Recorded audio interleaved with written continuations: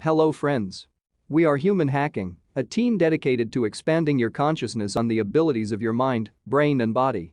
We are starting a series on confidence and how to master that state of mind and body.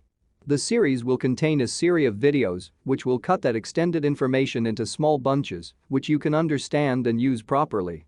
This series will contain actual techniques to be used, and also by the end of it, there will be an introduction to a method of using technology to replace meditation.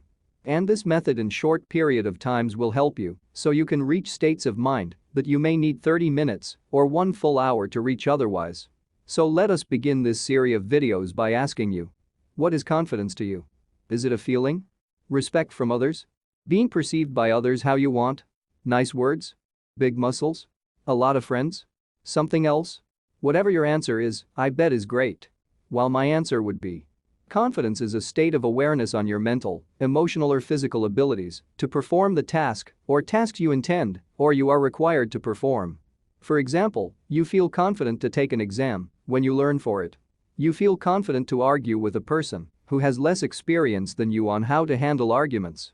You feel confident to fight when you have been fighting for a long time.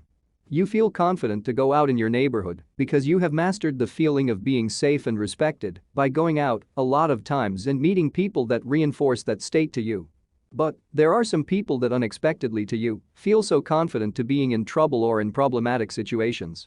Now I am not going to teach you your lectures or how to fight in martial arts or how to play a game or to how to build a business so that you can feel confident. But I am going to show you a method that you can use to master your way of thinking in order to build mental and emotional confidence of who you are and what you are capable of doing. In other words, you are going to learn how to not give a fuck from others, what they say, or what they do or did to you.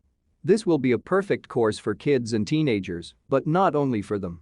This is a course for all those who care too much about people's words, doings, opinions or personal traumas or personal mistakes.